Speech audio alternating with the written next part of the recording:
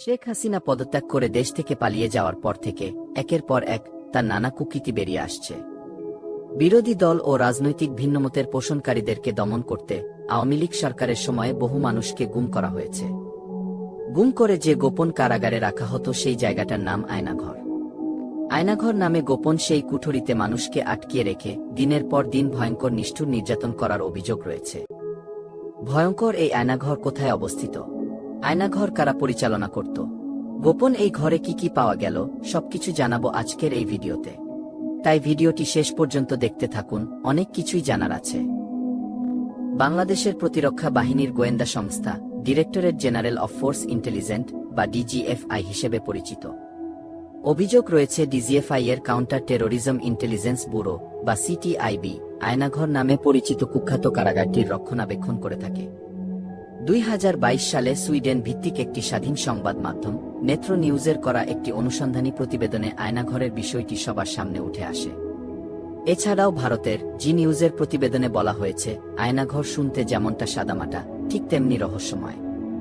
আর এভাবেই দেশের মানুষ জানতে পারে বিভিন্ন সময়ে বলপূর্বক ঘুমের শিকার ব্যক্তিদেরকে আয়নাঘরে আটক করে নির্যাতন চালানো হতো। সেখানে থাকা এক প্রাক্তন বন্দী বলেন, আলো বাতাসহীন একটি কক্ষ, বাইরে দিন কি রাত বোঝার উপায় ছিল না।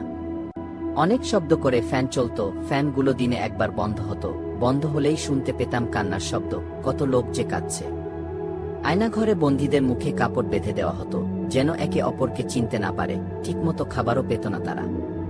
শেখ হাসিনার আমলে বিরোধী দলীয় বহু নেতাকর্মী নিখোঁজ হয়ে গেছে, তারা কোথায় তাদের কোনো খোঁজ নেই। এমনকি দেশপ্রেমিক ও সেনাবাহিনীর লোকজনও রয়েছে এই তালিকায়। আয়নাঘর আসলে গোয়েন্দাদের একটি বন্দিশালা বা ডিটেনশন ক্যাম্প।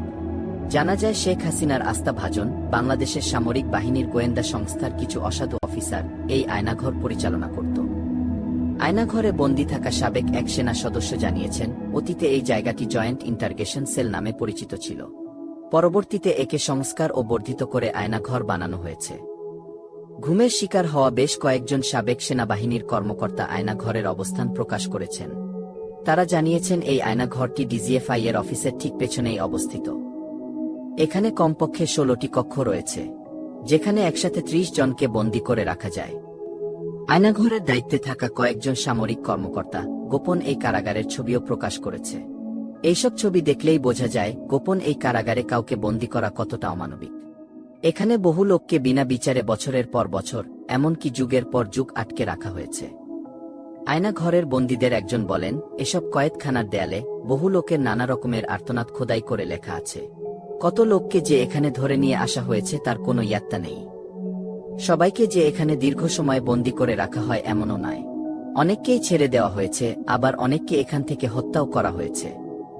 আয়নাঘরের বন্দীদের নির্যাতনের কথা শুনে যে কোনো ব্যক্তির মনে হবে এমন অমানবিক পরিবেশে দীর্ঘদিন বন্দী করে রাখার চেয়ে কাউকে হত্যা করাও অনেক ভালো।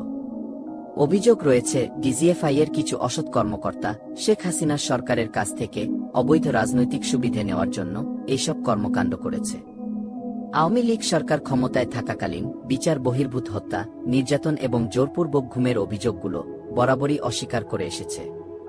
হাসিনার সরকারের পতনের পরপরই এ ধরনের মানবতা বিরোধী অপরাধের প্রমাণ হাতে নাতে পাওয়া যায়। বাংলাদেশের একটি শীর্ষস্থানীয় একটি সংবাদপত্রে বলা হয়েছে, শুধু ঢাকা সেনানিবাস নয়, সারা দেশের বিভিন্ন স্থানে এরকম আরও বেশ কিছু আয়নাঘর থাকতে পারে। 2009 থেকে 2017 সাল পর্যন্ত আওয়ামী লীগ সরকারের প্রত্যক্ষ বা পরোক্ষ মদদে নিখোঁজ প্রায় 402 জন মানুষ। এই তথ্যটি প্রকাশ করে ঢাকা ভিত্তিক মানব অধিকার সংগঠন অধিকার। 2014 থেকে জুলাই 2019 সাল পর্যন্ত বাংলাদেশি 344 জন ব্যক্তি ঘুমের শিকার হয়। ধারণা করা হয় এসব মানুষদেরকে গুম করে রাখা হয় আয়নাঘরে। সম্প্রতি আয়নাঘর থেকে ছাড়া পেয়েছেন বাংলাদেশি ব্যারিস্টার এবং জামাতের নেতা মীর কাসেম আলীর ছেলে মীর আহমদ বিন কাসেম, সাবেক সামরিক জেনারেল এবং জামাতে ইসলামী নেতা গোলাম আজমের ছেলে আব্দুল্লাহিল আমান আজমি। পার্বত্য চট্টগ্রামের রাজনৈতিক সংগঠন ইউপিডিএফ এর মুখপাত্র মাইকেল চাকমা গত 2 দিন ধরে রাজধানীর কচুক্ষেতে আওয়ামী লীগ সরকারের আমলে গুম হওয়া মানুষের খোঁজে বীর জমাচ্ছেন তাদের স্বজনেরা। কিন্তু বুকভরা আশা নিয়ে সামিল হওয়া মানুষেরা তাদেরকে কি খুঁজে পাবে এই প্রশ্ন এখনো অজানা। তবে বৈষম্য বিরোধী ছাত্র আন্দোলনে মুক্তি পায় দেশ, মুক্তি পায় আয়নাঘরের অনেক বন্দী। সেই ভয় এখন আর নেই, লৌহ কপাট খুলেছে আয়নাঘরের।